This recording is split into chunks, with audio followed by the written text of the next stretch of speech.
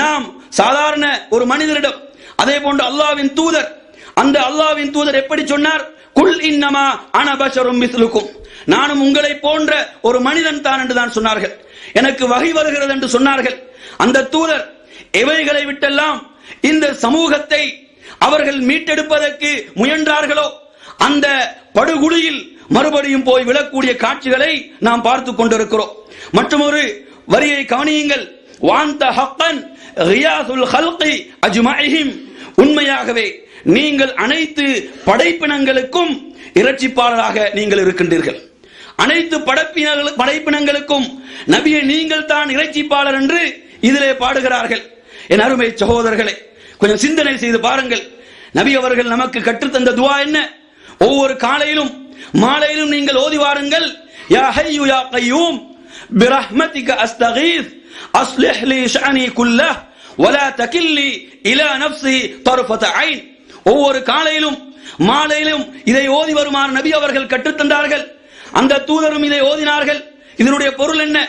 என்றென்றும் உயிரோடு நிலையாக இருக்கக்கூடியவனே, பிரஹ்மதிக அஸ்தகீஸ், உனது அருளை கொண்டு நான் இரட்சிப்பு தேடுகிறேன், பாதுகாப்பு தேடுகிறேன்.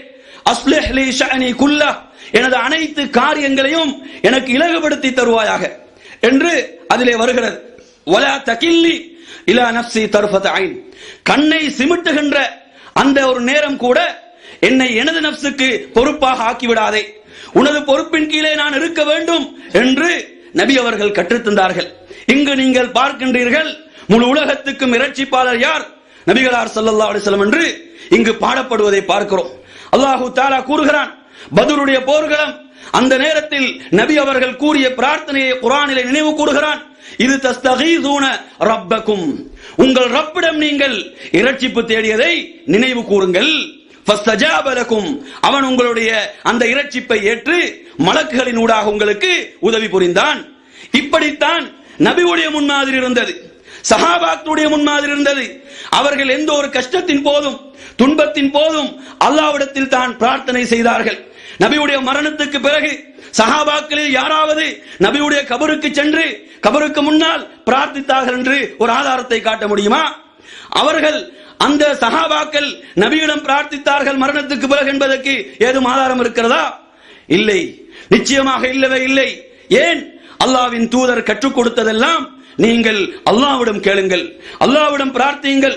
என் அருமை சகோதரர்களே, நபிகளார் ஸல்லல்லாஹு அலைஹி வஸல்லம் அவர்கள் நாம் இரவிலே தூங்கச் செல்கின்ற பொழுது எப்படியான ஒரு துஆவை கற்றுத் தருகிறார்கள்? அல்லாஹும்ம அஸ்லம்து நஃப்ஸி இலைக், யா அல்லாஹ், நான் முழுமையாக உனக்கு அடிபணிந்து விட்டேன், எனது நஃப்ஸ் முழுமையாக உனக்கு அடிபணிந்து விட்டது. வஃபவ்வல்து அம்ரி இலைக், எனது அனைத்து காரியங்களையும் உன்னிடத்திலே ஒப்படைக்கிறேன், உன் பக்கம் திருப்பிவிட்டேன். வவஜ்ஜஹது வஜ்ஹி இலைக், நான் முழுமையாக உன் பக்கம் திரும்பிவிட்டேன். வஅல்ஜது ظஹரி இலைக், எனது முதுகை உன் பக்கமாக, எனது விலாவை உன் பக்கமாக சாய்த்து விட்டேன். இப்படி ரஹபத்தன் வரஹபத்தன் இலைக், உனது நன்மையை ஆதரவு வைக்கிறேன், உனது தண்டனை நான் பயப்படுகிறேன், உன் பக்கம் தான் மீளுதல் இருக்கிறது. இப்படி இந்த ஓரிரை கொள்கையை நிலைநாட்டுகின்ற துஆக்களைத்தான் அந்த ரசூலுல்லாஹி ஸல்லல்லாஹு அலைஹி வஸல்லம் அவர்கள் நமக்கு கற்றுத்தந்தார்கள் என்பதை பார்க்கிறோம். எனவே நறுமை சகோதரர்களே, இப்படி இஸ்லாத்தினுடைய அடிப்படைகளை தகர்த்தெறிகின்ற, ஈமானை முழுமையாக பிடுங்கி எடுக்கின்ற, ஈமானை முழுமையாக இழக்கச் செய்கின்ற இந்த வரிகளை பாடுவது புனிதம் என்று நினைப்பார்கள் என்று சொன்னால் இதைவிட ஒரு அநியாயம் இருக்க முடியுமா? என் அருமை சகோதரர்களே, அல்லாஹ் தனது திருமறையில என்ன தெரியுமா சொல்கிறான்? இன்ன ஷிர்க லஸுல்முன் அதீம், நிச்சயமாக ஷிர்க் என்பது அநியாயங்களில் மிகப்பெரிய அநியாயம் என்று கூறுகிறான். என் அருமையானவர்களே, இதைவிட ஒரு அநியாயம், இதைவிட கொடிய ஒரு அநியாயம் இருக்க முடியாது. அதிலும் இந்த அநியாயம் மஸ்ஜிதுக்குள் அரங்கேற்றப்படுவது என்பது எந்த அளவு ஒரு முஸ்லிமுடைய உணர்வுகள் கொதித்தெழ வேண்டும். என் அருமையானவர்களே, நாம் ஓரளவு நமக்கு இந்த தீனுல் இஸ்லாத்தினுடைய தூய்மையான நிலையை பற்றி நாம் அறிந்திருக்கிறோம். நமக்கு ஒரு பொறுப்பு இருக்கிறது, நமக்கு ஒரு கடமை இருக்கிறது.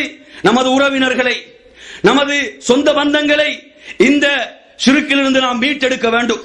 நமது ஊர்களில், நமது பகுதிகளில் நமது உறவினர்கள் இப்படியான பாவங்களை, இந்த மௌலிதுகளை, மீலாதுகளை அரங்கேற்றுவார்கள் என்றால் அவர்களை அதிலிருந்து மீட்டெடுக்க வேண்டிய பொறுப்பு நம்மை சார்ந்திருக்கிறது. நாம் இதில் ஒருபோதும் ஒரு நொடியும் அலட்சியமாக இருக்கக்கூடாது. நாம் முடியுமான வரையிலே நாம் என்ன செய்ய வேண்டும்? இந்த அநியாயத்தை அவர்களுக்கு தெளிவுபடுத்த வேண்டும். ஏன் தெரியுமா? ஷிர்க் என்பது இஸ்லாத்தை விட்டு வெளியேற்றுகின்ற ஒரு கொடிய பாவமாக இருக்கிறது. நிரந்தர நரகத்தை பெற்றுக் கொடுக்கின்ற ஒரு பாவமாக இருக்கிறது. எனவே அருமையானவர்களே, நாம் இதில் அலட்சியமாக இருக்கக்கூடாது. ஒரு சிலர் என்ன நினைக்கிறார்கள்? தனது பிள்ளை, தனது மகன் தவறான வழியிலே செல்கிறான், மதுபானம் அருந்துகிறான், அல்லது தவறான தொடர்புகளை வைத்திருக்கிறான் என்று கவலைப்படக்கூடிய எத்தனையோ பெற்றோர்கள் எனது மகன் ஷிர்க்கில் இருக்கிறான் என்று கவலைப்படுவதில்லை. எனது உறவினர்கள் ஷிர்க்கில் இருக்கிறார்கள் என்பதை பற்றி கவலைப்படுவதில்லை. என் அருமை சகோதரர்களே, இது எவ்வளவு பெரிய அநியாயம்! முழுமையாக சுவர்க்கத்தை ஹராமாக்கின்ற, நமக்கு நரகம் நிரந்தரம் இடமாக ஆக்குகின்ற இந்த அநியாயத்தை நாம் தெளிவுபடுத்த வேண்டும். அதே போன்று இதில் வைக்கப்படுகின்ற உணவுகள் அனைத்தும் ஹராமாக இருக்கிறது. சாப்பிடுவதற்கு ஹராம். ஏன்? இந்த உணவுகளில் எல்லாம் நாம் பார்க்கிறோம், சாதாரணமாக சர்க்கரை இருக்கிறது, அதை பூஜைக்காக வைக்கப்பட்டவுடன் அது பிரசாதமாக மாறுகிறது. அதுபோன்றுதான் இந்த மௌலிதுகளில் வைக்கப்படுகின்ற உணவுகள், சாதாரண உணவுகள், அந்த மௌலிதுக்கு பிறகு தபர்ருக்காக மாறுகிறது. அதற்கு வேறு வேறு பெயர்களை சொல்கிறார்கள். நேர்ச்சை என்றும் நியத் என்றும் சொல்கிறார்கள். அதில் இருக்கக்கூடிய பரக்கத் எந்த அளவு தெரியுமா என்று அதற்கு அவர்கள் கியூவில இருந்து அவைகளை வாங்கக்கூடிய நிலைகளை பார்க்கிறோம். இதற்கு எங்கிருந்து பரக்கத் வந்தது?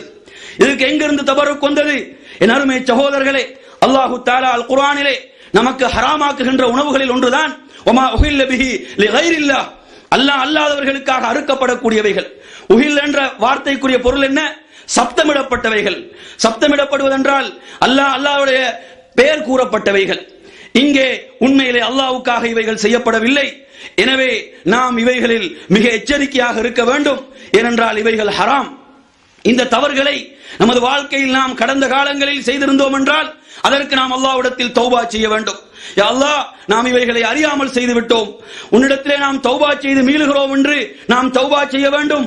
அதே போன்று நமது உறவினர்கள், நமது பெற்றோர்கள், நமது சமூகம், நமது ஊர், இந்த அனைவரையும் இந்த ஷிர்க்கிலிருந்து மீட்டெடுக்க வேண்டும் என்று கூறி எனது முதல் உரையை நிறைவு செய்கிறேன். வாஹிரு தஅவானா அல்ஹம்துலில்லாஹி ரப்பில் ஆலமீன். இன்னல் ஹம்தலில்லாஹி நஹ்மதுஹு வ நஸ்தஈனுஹு வ நஸ்தக்ஃபிருஹு ونعوذ بالله من شرور أنفسنا ومن سيئات أعمالنا من يهده الله فلا مضل له ومن يضلل فلا هادي له وأشهد أن لا إله إلا الله وحده لا شريك له وأشهد أن محمدا عبده ورسوله أما بعد. அன்பிற்குரியவர்களே, ஒரு அல் குர்ஆனுடைய வசனத்தை உங்களுக்கு நினைவுபடுத்தியவனாக இரண்டாவது உரையை நிறைவு செய்ய நினைக்கின்றேன். ரப்புல் ஆலமீன் தனது திருமறையில் தனது தூதரை பார்த்து இவ்வாறு கட்டளையிடுகின்றான்.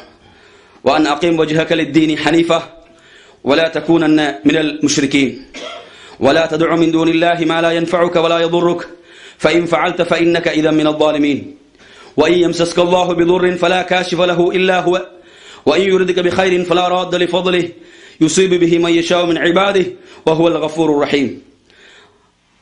ரப்புல் ஆலமீன் இதில் எப்படியான ஒரு கட்டளை இடுகிறான் என்றால், தனது தூதரை பார்த்து சொல்கிறான், உமது முகத்தை இந்த தூய்மையான மார்க்கத்தில் நிலைநிறுத்துவீராக, உறுதியாக வைப்பீராக. நீர் ஒரு முஷ்ரிக்கீன்கள் என்றும் உள்ள ஒருவராக ஆகிவிடாதீர். இணை வைக்கக்கூடிய ஷிர்க் செய்யக்கூடியவர்கள் என்றும் உள்ள ஒருவராக நீர் ஆகிவிட வேண்டாம். அதே போன்று வலா ததுஉ மின் தூனில்லாஹ், அல்லாஹ்வை விட்டுவிட்டு வேறு யாரையும் நீர் பிரார்த்திக்க கூடாது. உமக்கு எந்த ஒரு நன்மையோ தீமையோ செய்வதற்கு சக்தியற்ற எந்த ஒன்றையும் பிரார்த்திக்க கூடாது. ஃபைன் ஃபஅல்த, நீர் அதையும் மீறி எவ்வாறு செய்வீர் என்றால் ஃபஇன்னக இதா மினல் ஸாலிமீன், நிச்சயமாக நீர் ஒரு அநியாயக்காரன் என்றும் உள்ள ஒருவர் என்று அல்லாஹ் தனது நபியை பார்த்து எச்சரிக்கிறான். நீரும் ஒரு அநியாயக்காரன் என்று எச்சரிக்கிறான். அல்லாஹ்வை விட்டுவிட்டு யாரை பிரார்த்தித்தாலும் இதுதான் அல் குர்ஆன் கொடுக்கக்கூடிய தீர்ப்பு. அவர்கள் அநியாயக்காரர்கள். எனவே நறுமை சகோதரர்களே, நாம் அந்த ரப்பிடம் மாத்திரம் பிரார்த்திக்க வேண்டும்.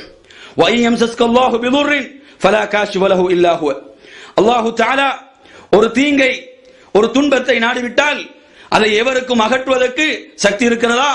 நிச்சயமாக இல்லவே இல்லை.